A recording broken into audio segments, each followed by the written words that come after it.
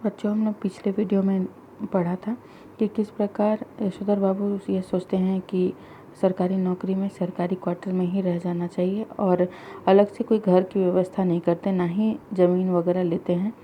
और फिर यह भी कहते हैं कि इस मामले में मेरे बच्चे ज़्यादा समझदार हैं दुनियादारी वगैरह के मामले में, क्योंकि वो किशनदा की परंपराओं को ज़्यादा मानते थे, इसलिए उन्होंने घर नहीं लिया।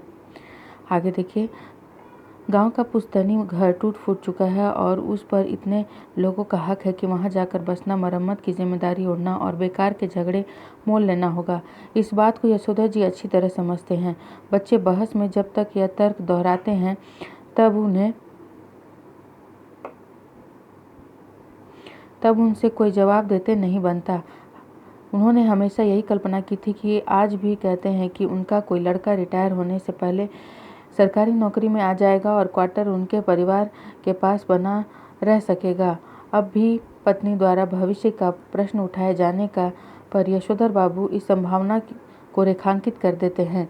जब पत्नी कहती अगर ऐसा नहीं हुआ तो आदमी को तो हर तरह से सोचना चाहिए, तब यशोधर बाबू टिप्पणी करते कि सब तरह से सोचने वाले हमारी बिरादरी में नहीं होते, उनमें तो एक ही तरह की सोचने वाले लोग होते हैं, कहते हैं और कहकर अपनी नकली हंसी सी हंसते हैं। यशोधर बाबू चाहते थे कि सरकारी नौकरी में उनका कोई बच्चा आ जाए और सरकारी क्वार्टर उनके पास ही बना रहे, जो कि भविष्य में होता नज़र नहीं आ रहा, क्योंकि एक बेटा विदेश चला गया था और एक बेटा आईएएस की तैयारी कर रहा था और एक विज्ञापन कंपनी में काम कर रहा था, बेटी डॉक्टरी पढ़ रही थी। भविष्य में क्वार्टर उनका नहीं हो पाएगा, इसलिए अगर पत्नी कुछ पूछती भी थी कभी कि सब तरफ से सोचना चाहिए, तो वे झूठी हंसी हंसते यह बात कह देते कि हमारी बिरादरी के लोग ऐसा नहीं सोचते।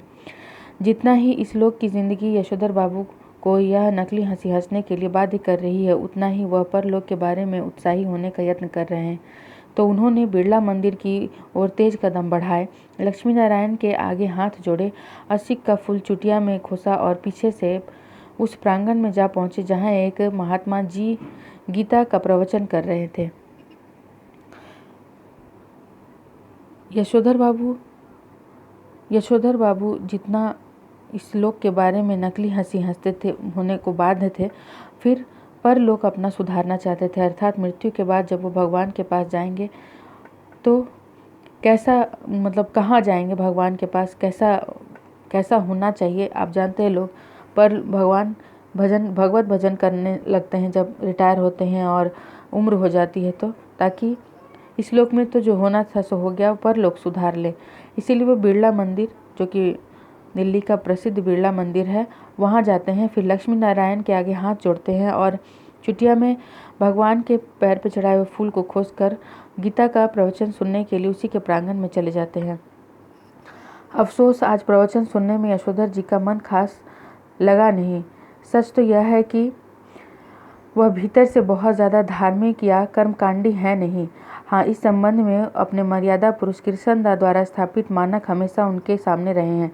जैसे जैसे उम्र ढल रही है वैसे वैसे वह भी किशनदा की तरह रोज मंदिर जाने, संध्या पूजन करने और गीता प्रेस गोरखपुर की किताबें पढ़ने का यत्न करने लगे हैं।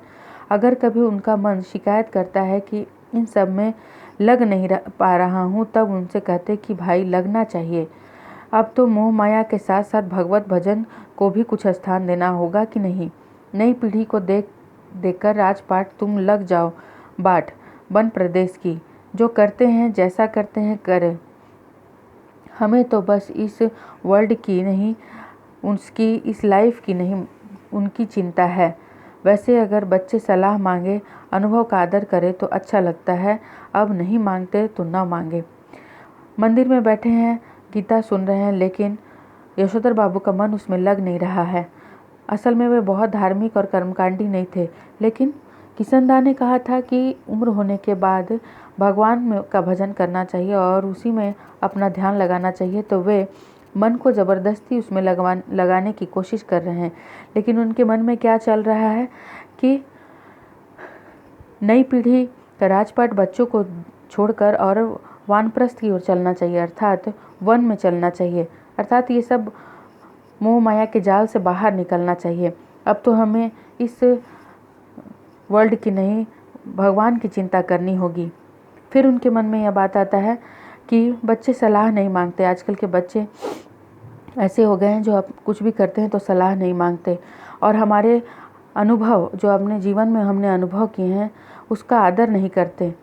अगर करते और कुछ सलाह मांगते तो ज़रूर देता, लेकिन बच्चे ज़रूरी नहीं समझते।